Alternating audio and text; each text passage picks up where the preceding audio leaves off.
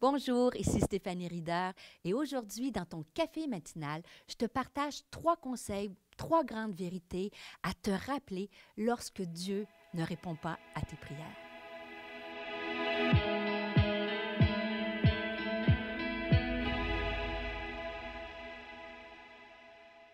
Bonjour, c'est un plaisir pour moi d'être avec toi aujourd'hui pour ce café matinal.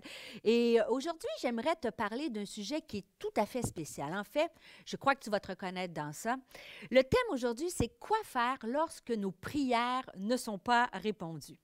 Et si je suis honnête avec toi, il m'est arrivé que mes prières ne soient pas répondues. Et toi, est-ce que ça t'est déjà arrivé que lorsque tu as prié pour quelque chose de bien spécifique, bien intentionné, avec beaucoup de ferveur, beaucoup sur une longue période de temps, et que tu as l'impression que Dieu n'a pas répondu à tes prières? Ou tu n'as peut-être pas juste l'impression, mais tout simplement que Dieu n'a pas répondu à tes prières. Alors aujourd'hui, on va regarder, je veux partager avec toi quelques conseils pour t'aider lorsque tu passes à travers cette saison-là de ta vie. Mais avant de passer aux conseils, j'aimerais faire quelques distinctions sur la façon dont Dieu répond ou ne répond pas aux prières. Premièrement, le scénario qu'on aimerait toujours avoir, la réponse de Dieu positive, c'est-à-dire lorsque tu pries, tu demandes quelque chose, Dieu répond. N'est-ce pas le plus beau des scénarios? Tout le monde aimerait que les choses se passent toujours comme ça. Par contre, des fois, il peut arriver que Dieu nous accorde ce que nous demandons, mais pas au temps, au moment où nous le demandons. C'est aussi une autre forme de prière et on croit que Dieu n'a pas répondu, mais en fait, on peut se dire que Dieu n'a pas encore répondu. Et ça m'est arrivé à plusieurs fois dans ma vie de demander quelque chose à Dieu et d'attendre. Et je croyais qu'il n'avait pas répondu. Et pourtant, après un certain temps, je me suis dit, ah oui, Dieu a entendu ma requête.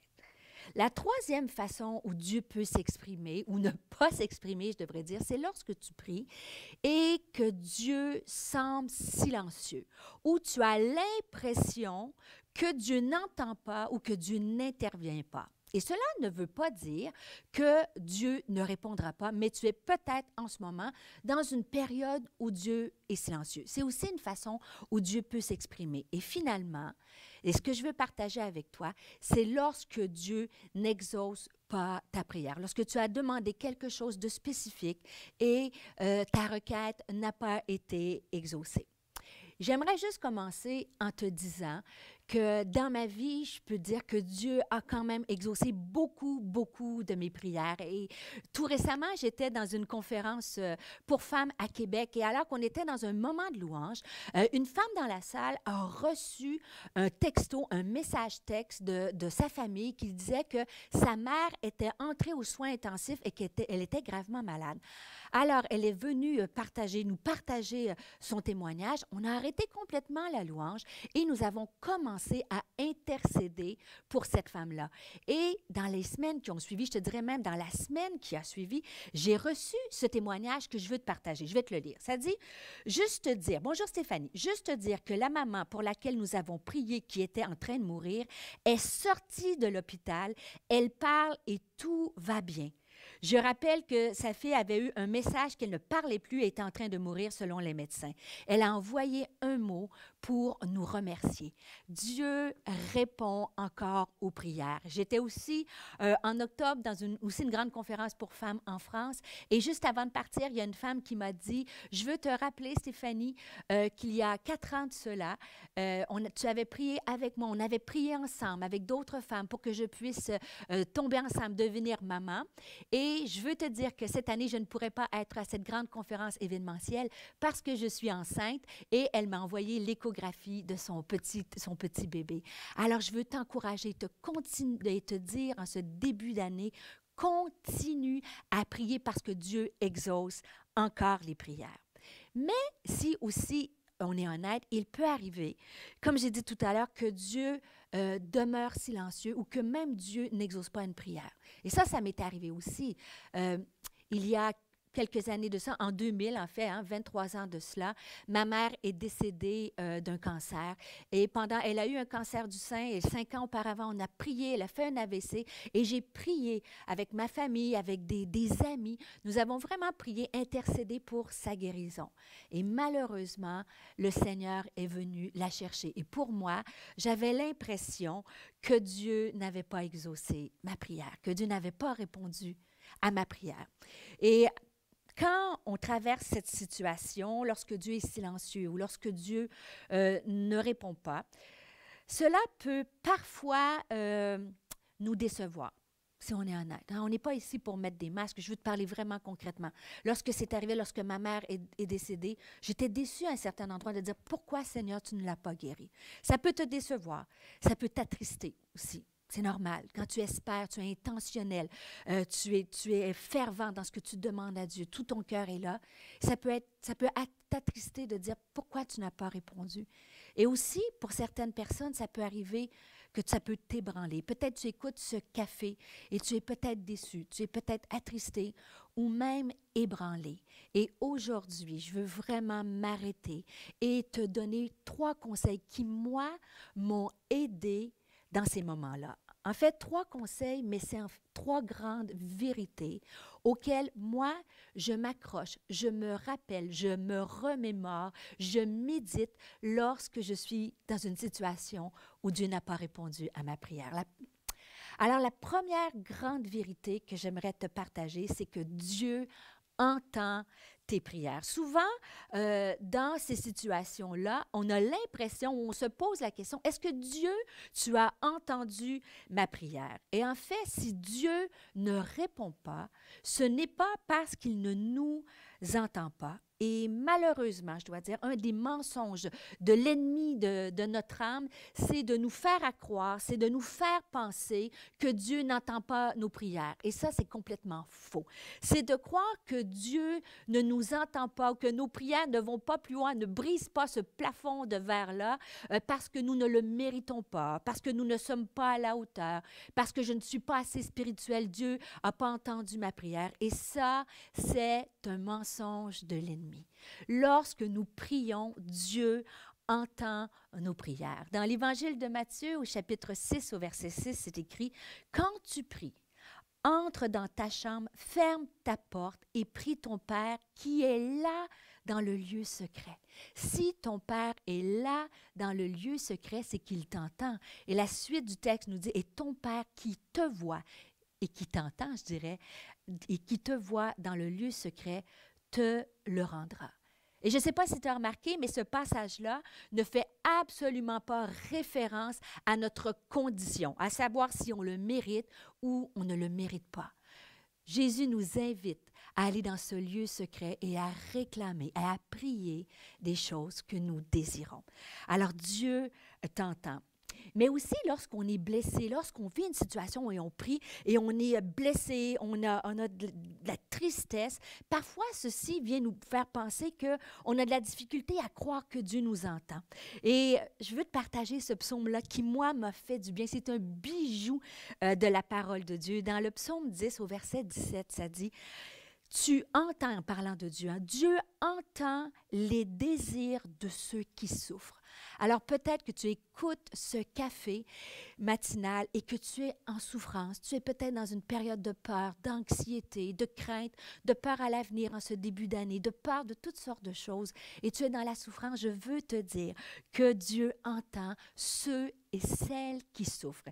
Et Éternel, tu leur donnes, tu redonnes courage, tu prête l'oreille.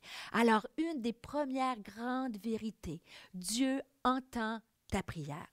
La deuxième grande vérité que je veux te partager ou conseil, peut-être tu vas trouver ça simple, mais c'est tellement une fondation importante lorsqu'on prie et lorsqu'on attend une réponse de Dieu. Mon deuxième conseil, c'est rappelle-toi que Dieu t'aime. Peu importe si Dieu répond ou ne répond pas à ta prière, Dieu t'aime. Rien ne peut te séparer de l'amour de Dieu. Et en Romains chapitre 8, versets 37 et 39, je te lis le texte. Ça dit, « Nous sommes plus que vainqueurs. » Dans toutes ces choses, Paul va écrire, « Nous sommes plus que vainqueurs. » Comment? Grâce à celui qui nous a aimés. En effet, j'ai l'assurance que ni la mort, ni la vie, ni les anges, ni les dominations, ni le présent, ni l'avenir, ni les puissances, ni la hauteur, ni la profondeur, ni aucune créature, ni ton voisin, ton beau-frère, ton patron, rien, ni aucune créature ne pourra nous séparer de l'amour de Dieu manifesté en Jésus-Christ notre Seigneur. Et ça, c'est une vérité tellement importante à saisir. Parce que Dieu t'aime, il veut le meilleur pour toi. Parce que Dieu t'aime, il a des projets de paix, de bonheur pour ta vie. Il a des projets, il veut le meilleur pour toi et pour ta famille. Parce que Dieu t'aime, tu peux avoir l'espoir qu'il va agir dans ta vie. En Romains chapitre 5, verset 5, la version Sommer dit, « Dieu a versé son amour dans nos cœurs par l'Esprit Saint qu'il nous a donné. Ainsi, notre espérance ne risque pas d'être déçue. Parce que Dieu t'aime, peu importe s'il répond ou ne répond pas, n'oublie pas qu'il agit toujours pour ton bien comme un bon papa. » Paul ajoute en Éphésiens chapitre 3, versets 14 à 20, ça dit, et je te lis, c'est mon désir pour moi encore plus cette année. J'espère, je prie pour toi aussi, que nous puissions saisir l'amour de Dieu. Et dans ce passage-là, c'est écrit, c'est pourquoi je me mets à genoux devant le Père. Je lui demande qu'il vous accorde, qu'il nous accorde, à la mesure de ses glorieuses richesses, d'être fortifiés avec puissance, pas avec faiblesse, mais avec être fortifiés avec puissance par son esprit dans notre être intérieur, afin que nous saisissons et que nous comprenons combien l'amour de Christ est large, long, élevé et profond. Oui, nous serons à même de connaître cet amour qui surpasse tout ce qu'on peut connaître et vous serez remplis de toute la plénitude. Quand je sais que Dieu m'aime, même s'il ne répond pas exactement au moment ou comme je vais, je sais que parce qu'il m'aime, il veut le meilleur pour ma vie. Et c'est par la suite de ce texte-là où Paul va ajouter le verset que vous connaissez, vous savez, dans Éphésiens 3, 20, 21, ça dit « Or à celui qui peut faire, par la puissance qui agit en nous, infiniment au-delà de tout ce que nous demandons ou pensons. » Je veux m'arrêter ici un instant parce que ce verset-là, ça galvanise, on le sent quand on veut faire des déclarations. Oui, Seigneur, tu peux faire au-delà de ce que je peux penser, même imaginer. Mais lorsque Dieu n'agit pas, en fait, on le sort comme une lampe d'Aladin et on a l'impression que quand je déclare ça, Dieu est obligé d'agir comme je veux. Mais la Bible nous dit, hein, le mot est « or ». Quand tu comprends l'amour de Dieu, « or, celui qui peut faire ». Et en fait, le terme « or », c'est mal traduit, ça veut dire « et maintenant ». La conjonction relie deux pensées. Parce qu'il m'aime et que je comprends qu'il m'aime, et maintenant, je sais qu'il peut le faire au-delà de ce que je peux penser et même imaginer. Et le terme « penser », je te lance la réflexion. Est-ce que Dieu peut faire dans son amour, au-delà de ce que tu peux comprendre? Parfois, on a l'impression que Dieu n'a pas agi comme il fallait parce que c'est pas comme ça qu'on voulait que les choses se passent, que Dieu a fait les choses différemment. Et je veux te dire que parce qu'il t'aime, Dieu va toujours agir, répondre, même si tu crois qu'il n'a pas répondu, d'une façon pour le meilleur pour toi. Et c'est ce qui m'emmène à ma troisième vérité. Je veux te rappeler, lorsque Dieu ne répond pas, ce n'est pas une question de capacité, c'est une question de souveraineté. C'est mon dernier conseil pour toi. Rappelle-toi, la quatrième grande vérité, Dieu est souverain. En fait, Dieu est souverain sur le temps. Peut-être qu'il ne t'a pas répondu aujourd'hui, mais il est souverain sur le temps. En Ecclésiaste chapitre 3, verset 11, c'est écrit « Il fait toutes choses belles au moment voulu. » Accroche-toi à cette pensée. Il est souverain du quand et du comment. Alors, première chose, peut-être qu'il n'a pas répondu encore, mais c'est une question de temps. Deuxièmement, et je termine avec ce dernier passage, Romains chapitre 8, verset 28, que tu connais, que ça encore là, souvent on a mal utilisé ce texte-là, mais il est d'une puissance et d'une profondeur qui, moi, me rassure et me fait du bien. Je te lis et je te quitte là-dessus. Nous savons que toute chose concourt au bien de ceux qui aiment Dieu, de ceux qui sont appelés selon son plan. Toute chose concourt au bien de ceux qui aiment Dieu. Et là, je te dis, hein, c'est pas écrit que tout ce qui t'arrive est bien, mais tout ce que tu vas traverser, Dieu peut le ramener pour ton bien, de ceux qui aiment Dieu. Et parce que tu connais Dieu et parce que tu aimes Dieu, je te rappelle que Dieu, comme un bon père, a des projets de paix. Dieu veut que tu sois heureuse. Dieu veut t'apporter ce bonheur-là. Alors peut-être que ce n'est pas en ce moment comme tu penses. Peut-être que tu crois qu'il ne t'a pas répondu. Mais lorsque Dieu se met à agir, rappelle-toi qu'il va faire tout concourir à ton bien pour sa plus grande gloire. Et en terminant, je veux juste te rappeler. Le verset Romains 8, 28, ça dit, il commence en disant, nous savons que toute chose concourt à son bien. Et je te dis bien franchement, le verbe savoir, ce n'est pas de l'émotion, c'est une fondation. Peu importe si Dieu n'a pas répondu aujourd'hui, rappelle-toi, c'est dans ton intelligence que Dieu, il va faire tout concourir pour ton bien parce qu'il t'aime. Et finalement, j'aimerais juste conclure en te rappelant que Dieu est au contrôle total de ta vie et il t'aime. Ta vie n'est pas le fruit du hasard. Cela ne veut pas dire que tout est bon dans ta vie, mais bien que les événements que tu peux traverser sont difficiles, Dieu peut les faire transformer pour quelque chose de glorieux. Je te rappelle la croix, lorsque Jésus était à la croix. Ce moment-là dans l'histoire de l'humanité avait l'air du pire moment.